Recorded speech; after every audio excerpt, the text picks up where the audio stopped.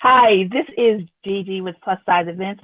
I want to welcome you today. And remember, we are online from March 1st through 4th, featuring over 40 speakers. And today, we are excited to have Chyna McGarity, who is an amazing woman, not only a 30-year experienced plus size beautiful model, but also a domestic violence survivor. I thought it was important that we talk about the subject because there are many people suffering in silence that may be watching, or you may know someone. So thank you, Chyna, for joining us today. Thank you, Jenny. I really appreciate you doing this. I think this is so awesome to be able to have such an event like this. It's the first that I have seen. And so thank you so much for allowing me to come on and be a speaker.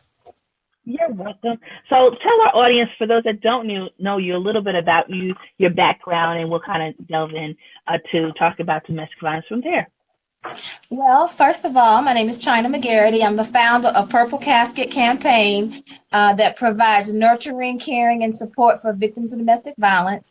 And I have been an advocate for over 30 years. And what Purple Casket does is we bring resources to the community about and educating individuals about domestic violence and bringing everyone together so that we can wage war. And my mission is to reverse the cycle of abuse for both male and female who experience domestic violence. I'm also a author of The Nitty Gritty of the Modeling Biz, also an author of Image Etiquette, Branding and Style, as well as Getting Well, Mind, Body, and Spirit. Awesome. So you're a busy lady. Yes, Ladybug, I am. So let's talk a little bit about your story on about your experience with domestic violence. How did it happen? Well, first of all, I met my abuser when I was in college, and he was a police officer at the time, and I was going to college to do business administration as well as modeling at the time. And what happened with me, Jenny, is like, you have the police officer who's sworn to protect and serve, but mine ex was basically a person who you would never think that would, put their hands on you. And, with me going through that, it was very hard. It was very difficult. No one believed me in the beginning. I experienced physical abuse. He would handcuff me to the bed and would keep me up many times of an hour. He sexually abused me and thought that because I was his wife that he could do anything and everything that he wanted to do to me. He would bite me until my skin would bleed. But he would never do anything with my face because I was, at the time, again, I was modeling. So it was, very difficult at the time to, go to college, trying to maintain and be a young wife. And when it came down to the point of what I call D-Day, which is a decision day, that I decided that I would no longer be in this, situation. And I didn't want my son to ever experience it. So it took everything that I had to leave. And it was very difficult in doing because I had so many different barriers, financially. I was, overseas in a foreign country. I was isolated from family and friends. So, not being able to, to have that support that you think that you would have. And I think the hardest thing for me is that, for them, not all police officers are bad officers. I want to make sure that people understand that. But because he was, when I tried to do the reports, they would never come about. You could never see them. I had to actually create a case. And with doing so, when you're in the military, for those who were back, that far ago, over 30 something years ago, is that you were considered a dependent. So you couldn't do a lot of things. So I had to create a case. I had to go to his commander. I had to go and go to other people who knew me and show them the marks of what, was on my body. You can only go to the doctor so many times before they sit here and they figure, something is really going on. But again, the decision to leave, Jenny, was when my son saw him hit me across the floor, and he ran to his dad and grabbed his leg and said, Daddy, please don't hit mommy. And that was the time that I was going to take him out. And I, it's, just because you just get tired of the verbal abuse being, you were in a foreign land. So it's Yes. not like you were in the United States. So that adds a whole nother element to the Yeah, situation. that's a whole nother being overseas, because they really didn't, have it, and they really didn't protect to me the dependents, and trying to get help from JAG and different places. They really weren't there for the spouses. So like I said, it was very difficult to do. And how I got out of the situation, Jen, well, first of all, I was gonna kill him, and Yeah, that it usually happens. yeah, I mean, because I was tired of being tired. I was tired of being, made not to, be worth nothing. My self-esteem, was just, you just lose everything. People think that you have low self-esteem. I was not, I was in the modeling, I was making money, I was doing what I Right. needed to do. But like I said, when you take it and you're isolated from your friends and family, it's a whole different dynamic. And people really need to, understand, because you change yourself, you lose yourself. It's almost like, it's almost in the point where you think that you crazy. Like, okay, I know Mm. this is not happening, but and you never can do anything right. Everything is always your fault, no matter how good you are, no matter how educated you are, non-educated. It was just to the point that being those things taken away from you. So one night when he came home, I decided that I was going to take his gun and I was going to blow him away. So when he came in, Mm. he had happened to hang out with his boys, is what I say. He was hanging out, and Mm-hmm. I took his gun out of the holster and I held it to his head. And as I stood there, all I could see was my life go across from me, where I done killed him. They done took my child away, and I'm in jail for the Right. rest of my life. And I just Yeah. asked God to give me the strength to, to get out of the situation, to not, because it wasn't worth it when you think about it. But it was just a split second. And when that happened, when I tell you, my whole life changed. I got my ducks in the row. Like I said, I created a case. I talked to friends. I got everything that I could on him. I got him on adultery. He was seeing another person before I came overseas. So he had a girlfriend. And then when I came there, it was just like, like I said, did not ever experience this when we were in college, because we dated and never Mm-hmm. had signs of domestic violence. When I talk about, when you say, oh, well, you knew that was happening. No, he wasn't that way. And he was a Dr. Right. Jekyll, Mr. Hyde. And like I said, he was in a high standard of authority. So when I came forth to create a case on him, things got really, really bad for me. I mean, he said, I'm going to kill you. I'm going to take you out. Nobody's going to believe you. You're Right. crazy. All these different things that you have to come against and you have to prove. So with doing that Mm-hmm. and getting out of the situation, I was able to go and was released to come back to the United States, starting my life all over again. I was pregnant with my daughter at the time. So, Mm. coming, with my daughter and then my son, I thought everything was going to be good, because I was like, if I can get back to the States, I can do whatever I Right. can do, because I can move. But when I started talking to my friends and family, it was like, oh, Chyna, I can't believe that's happening. He's not that kind of guy. Because again, he was everything. He was like my knight in shining armor. I mean, it was, Wow. took care So of they me. almost made you think you were crazy when you Right. came back. Like, no, Right, you couldn't. right. You They were must be looking at me mistaken. like, really? Until they saw things that was happening. And then people said they were going to help me. But when they realized, like, oh, this is serious. I can get killed for helping you. And Wow. people don't understand when you're in this situation that, it's devastating to you, because, people that you've known for years thinking they're going to help you, they turn their backs on you. And so with Wow. me, starting over, and then I got a call from a friend of mine over there saying, because I made him look so bad, he hated me. He's like, I'm going to get you. And all I could remember is that he was going to take me out. He was going to bury me somewhere in the country and Mm-hmm. nobody's going to find me. And so I went to the domestic violence shelter here that took me in, and I was able to, get back on my feet, restart my Right. life, and with doing Wow. that, I tell anyone, it's not your fault, that you're not Mm-hmm. alone. You're not the only one that's experienced it. The women experience this every day. Three to four women will experience in their lifetime domestic violence or know someone who has. So with my story, that is why I do what I do in education, educate women and talk about even teen dating violence, which is very crucial, Yeah. because you look at that little kid now hitting Susie and Johnny. That's not cute, because that's a form of abuse. So let's talk about um, And thank you for sharing your story and being transparent. That is just mind blowing. But and remember that even though that was 30 years ago, yes, today there may be it may be more systems in place, but I'm sure people still are like when that person, oh no, he couldn't be that way. So even though I don't want people to get misconstrued thinking just because the time difference so long ago, the same still happens today. So let's Every talk day. about the warning signs. The warning signs that you may see in a particular person or a boyfriend, spouse, or what are some of the warning signs that our viewers should be aware of? Well, there are several warning signs. There's jealousy and hypersensitivity. They start out with threats, derogatory, remarks.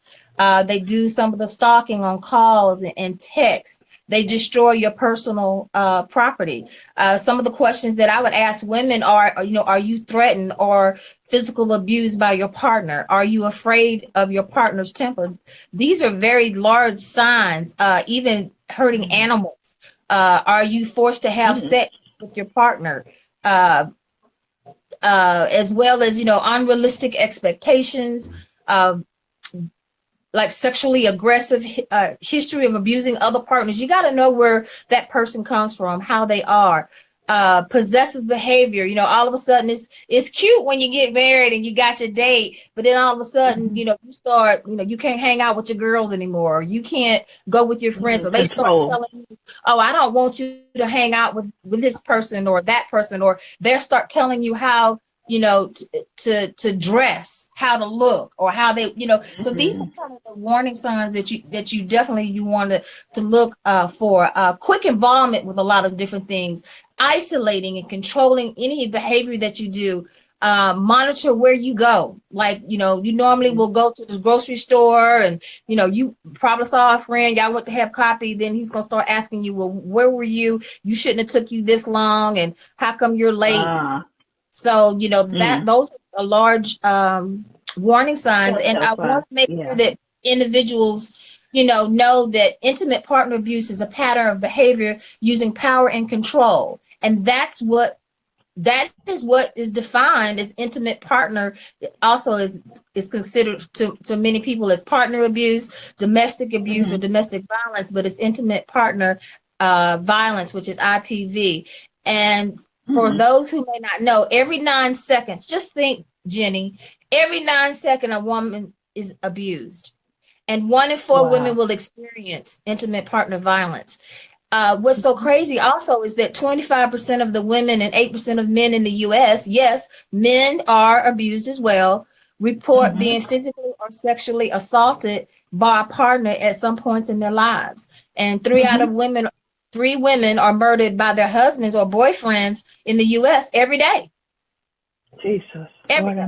So let's talk about, you mentioned some of these. Let's talk about the types of abuse, because there's varying types of abuse that I think people need to be aware of. Can you talk about that?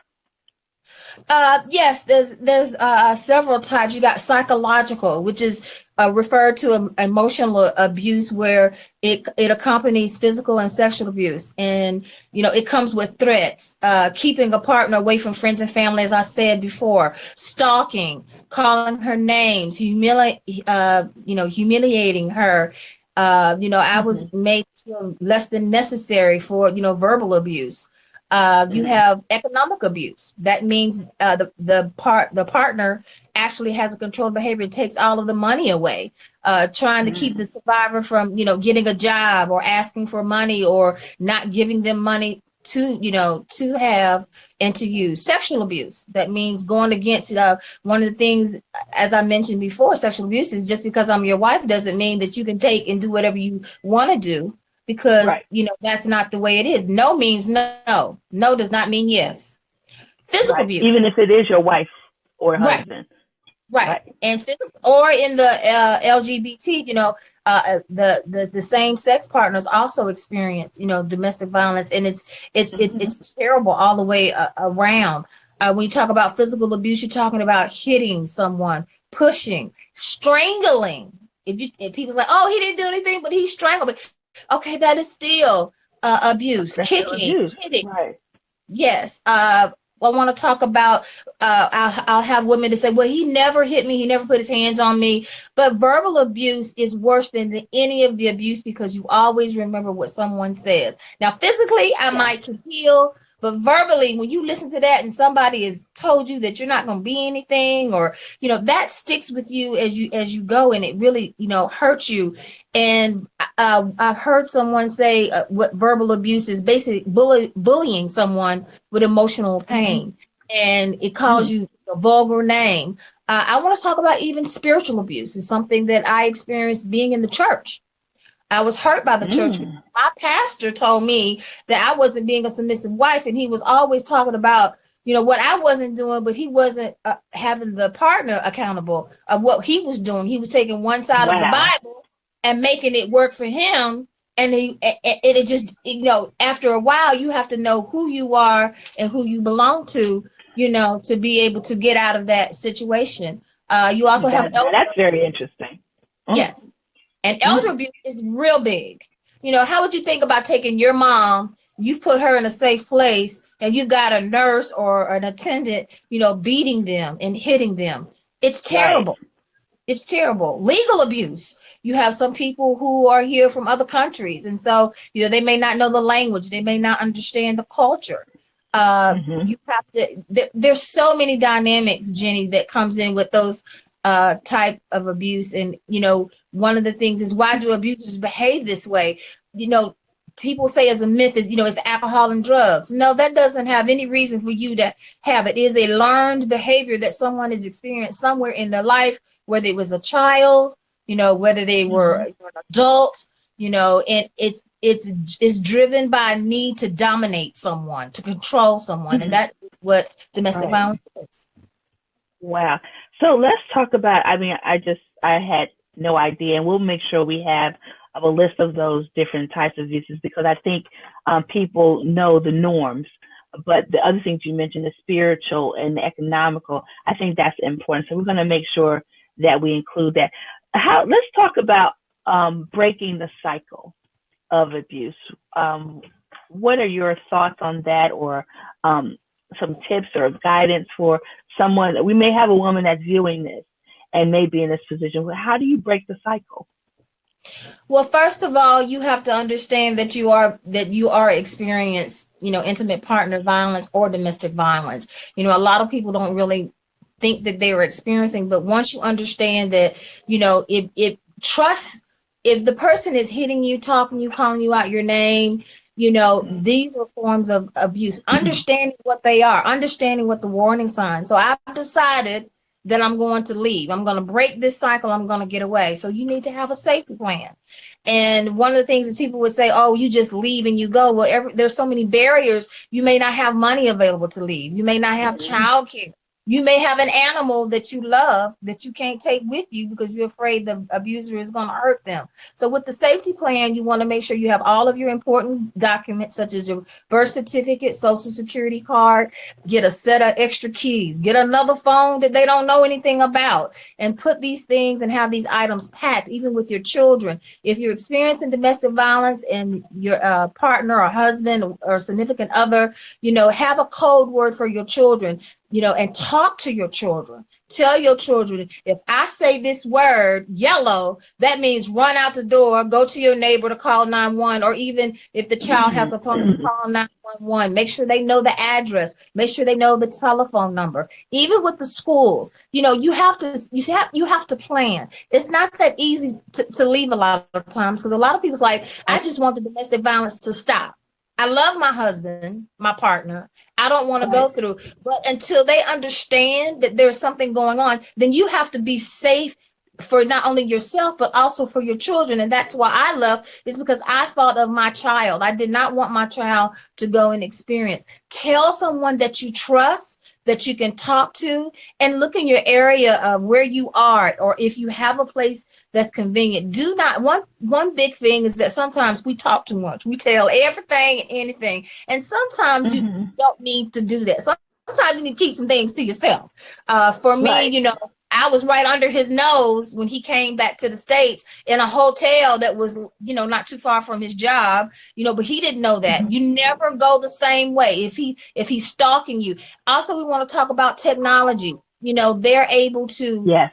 put devices on your car and tracking, and you can go to many of your telephone carriers. They can find out if there's a tracking that's on your phone, your computer. You've got cookies. Make sure you go to secure site and delete those cookies, because anything that you're doing, they're going to find. Okay, so if you don't have money, sometimes you have to take that little extra money and stretch it.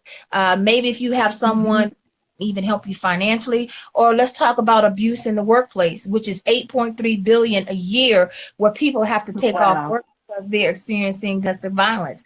We've had a situation. Can we talk about that? Glad you mentioned that. Because I know that may be a question. Should you notify your employer? Because I know some people may not want to for fear of being retaliated against or fired. Should you notify your employer or HR of what's going on regarding domestic violence?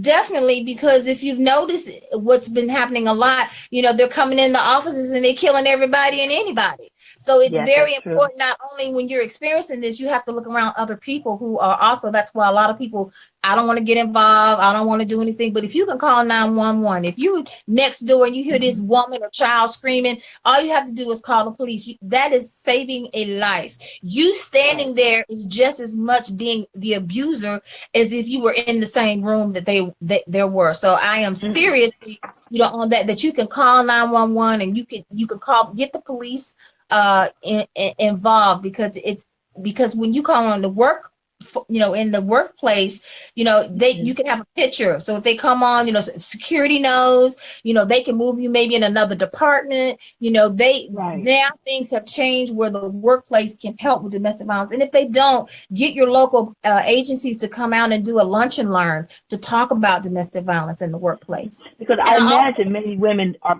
silent because they may be, like you say, suffering. And your neighbor that you work to every day, who has a smile on her face, who looks beautiful when she comes to work, may still be a lot of times being abused, and you have no idea what's going on. So I think that's an excellent way that learn, and maybe some kind of way to have some kind of confidentiality where they can go talk to someone without everyone knowing what's going on. So the other question is that I'm sure you've heard: why do the women stay that are being beat? They stay for many things. They may not have any money, as I said before. They may not have emotional support. They may not have a housing. They may have a physical inability to leave. They may be scared to leave. That's scary. Oh, I'm going to leave from something that I know. I don't have anywhere to go. They may, like, again, harming the children. Sometimes, whether it's the male or female, will say, well, you can go, but the kids can't go. Well, you're not going to leave your children. They may not, and then they can sit here and say, one of the biggest things that a lot of people do, well, if you leave, I'm going to kill myself. So that makes you want to stay, because you don't want, you don't want that to happen. Right. You don't want that to happen. And then, they'll sit here and say, well, if you leave, I'm going to kill your mom and your daddy, because they know where they live. If you notice, in the news, there's been a lot of that. Well, last year when the gentleman, he killed the mother, the daddy, and the two children. He didn't care. Yeah. And the gentleman that went and shot up the church where he thought his mother-in-law was, and she happened not to be there that day. So, that's of course to the extreme, but that's unfortunately the mindset of it. And so those are very good reasons why people will stay, because of course you don't want your mother, father, or family harmed, because I guess too, you may feel guilty for bringing this person in your life and in this situation. So I imagine I guess when the women get out of the situation, how do they get over, because I imagine that guilt of feeling that, they let the family down or put the family in harm's way. What are some things they could do to, get over once you do get out safely? What are some of your recommendations to continue surviving? What I want to say is that a lot of times you never really get over it. You continue to think about it, or if someone says, something, it makes you, go back to the situation. So I'm going to go for an example for me. One of the things that with going to a domestic violence shelter, let me talk about that real quickly. A lot of people don't want to go to the shelters because first of all, they're usually full. You can't get in. And the other thing that women do not do is they don't report it to the police because they're afraid. They're afraid of the retaliation.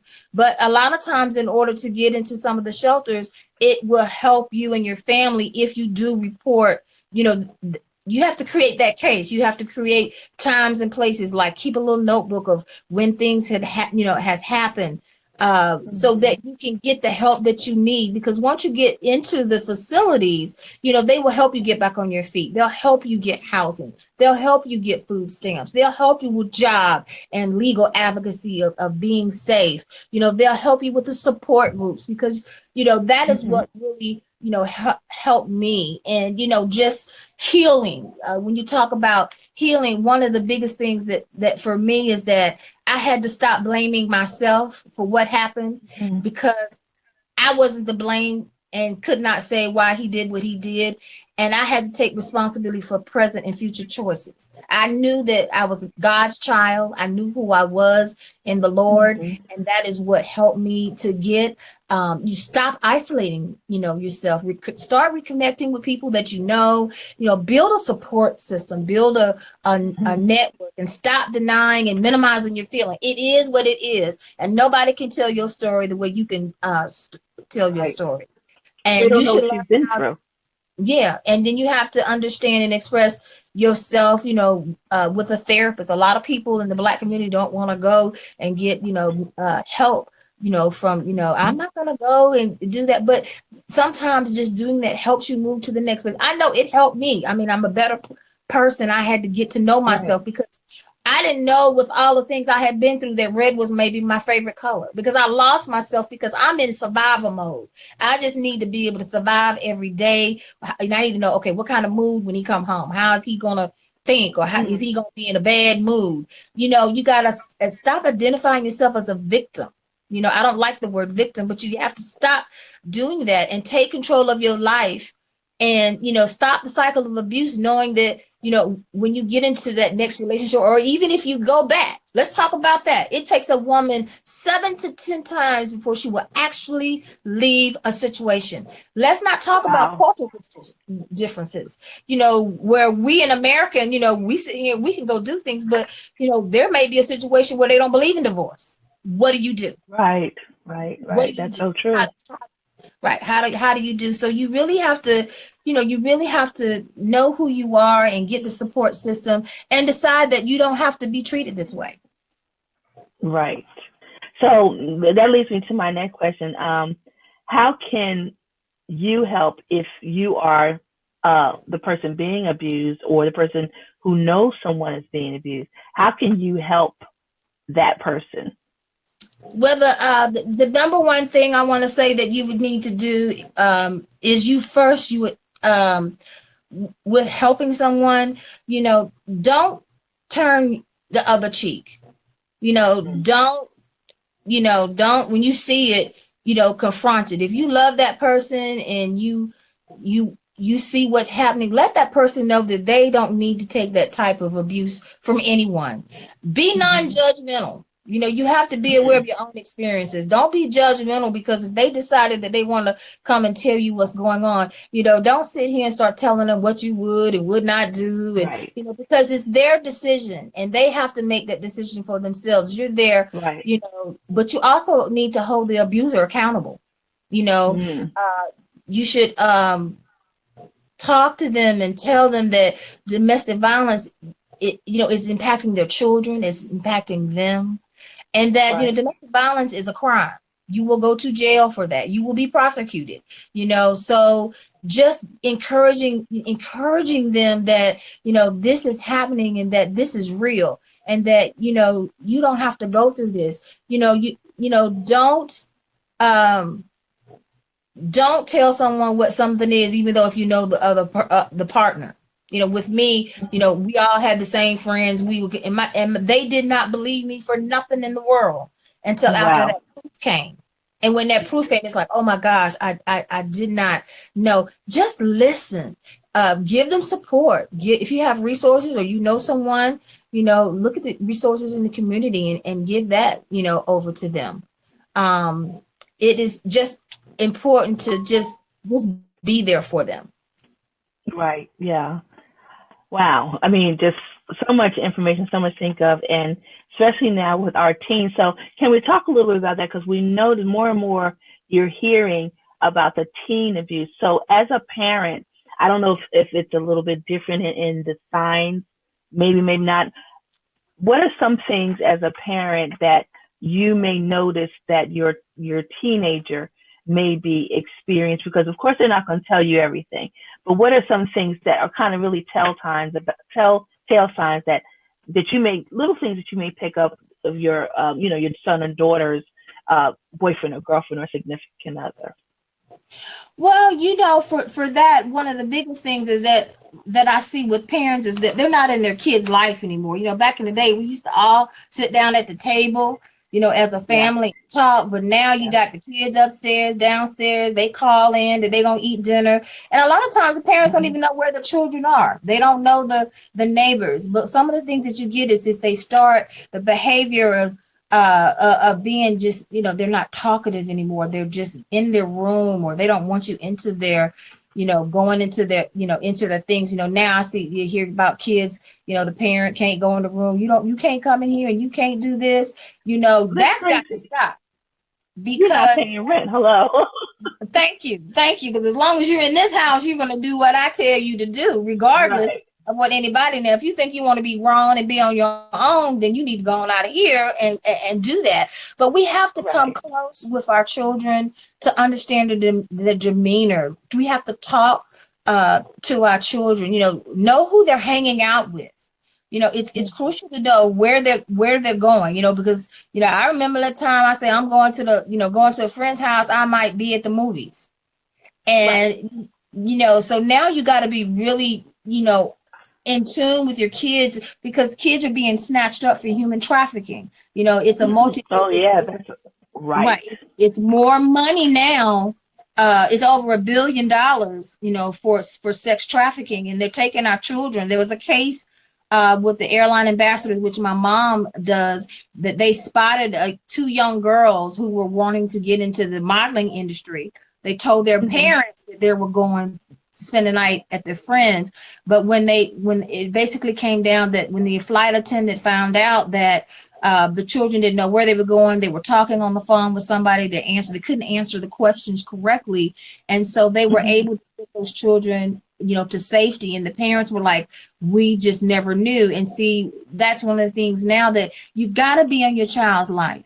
You Yes. can't let a child tell you what they're going to do. You tell them what you're going to do. Exactly. But I uh, think that you're right, because we lost that connection, and not even as far as abuse, just and finding out what's going on. Even now, you know, friends that I have who are parents who have younger children are there. It's not that you don't tell me where you're going, even if they're older, just so you know, because so many things can happen.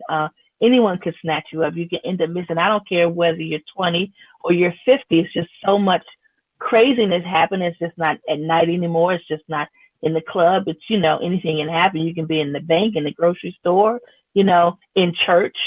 So mhm. I think it's important that everyone needs to unfortunately be heightened and cognizant of their surroundings. I know when I come home, to my home, whether it's late at night or it's dark, I don't even get out the car first before kind of looking around, because you never know who's watching you. And I think our kids are so tuned out with their headphones on and talking and texting, they're not paying attention. And I Right. think as parents, we have to bring that to their attention. There was a thing on TV where, or it was a video I was watching.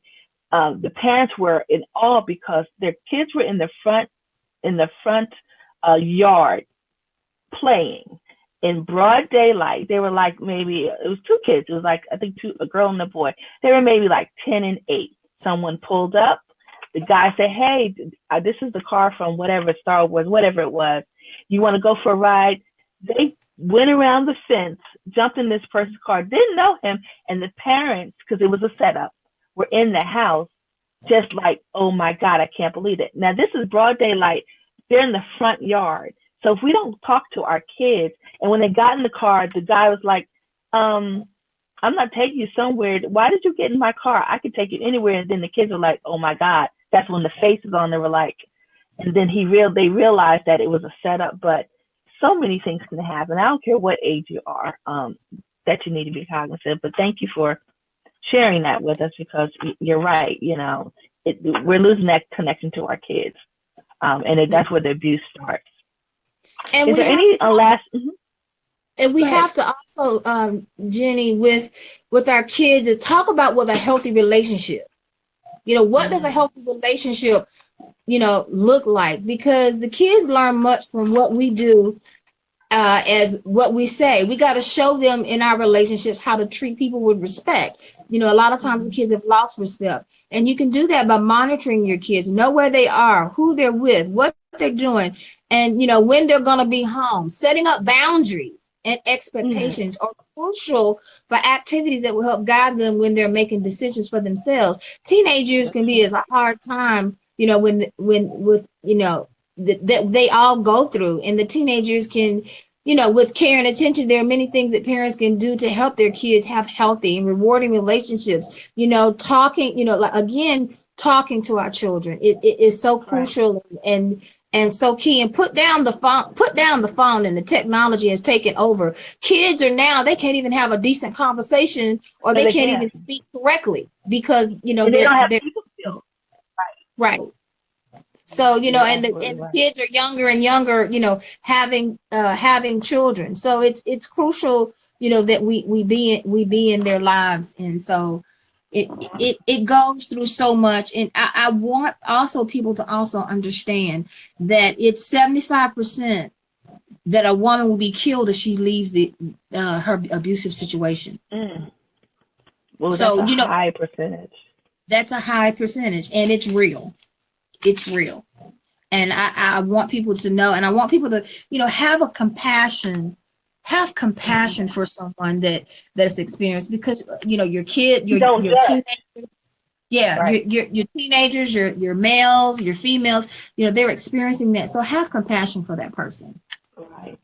Wow, you've given us so much information, and we're going to make sure that we have that types of abuse, that information available for all of our people watching, because I think all of this is a very important issue. That's why it was important for me to have Chyna on here, because there's someone out there, if it's just one person, that may be dealing with this. And a lot of times, unfortunately, as fuller figure women, plus size, curvy, we sometimes we have self-esteem issues, or don't feel that we value ourselves, or we just need to deal with whatever. And I imagine there's probably, and I don't know about statistics, there's probably a very high percentage of women who are in domestic violence situations who are of size, or plus size, curvy, whatever. So I thought it was important that we talk about this, give people some options, and because if we could just reach one woman and prevent another death, that's worth it.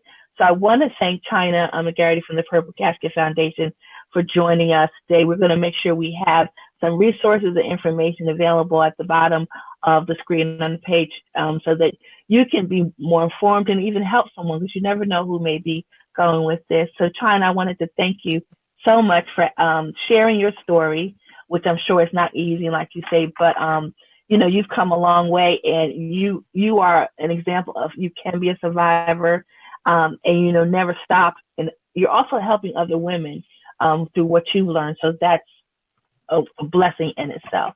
I just want to thank you for coming on and sharing your story with us. And I want to say one thing to everyone, that love is patient, love is kind, and love should not hurt. So if you're hurting, then that evidently says a sign of something what love really is, and that God is love. And again, thank you so much for allowing me to be on today. Sure, thank you. So remember, guys, we're online with the Plus Size Virtual Summit from March 1st through 4th. You can watch all of the speakers. You can watch the replays, those that you can catch at the appropriate time. We will be available for the 4 days. And I want to thank you for joining us, and enjoy the rest of your day or evening whenever you're watching it. Take care. Thank you. Bye-bye. Bye.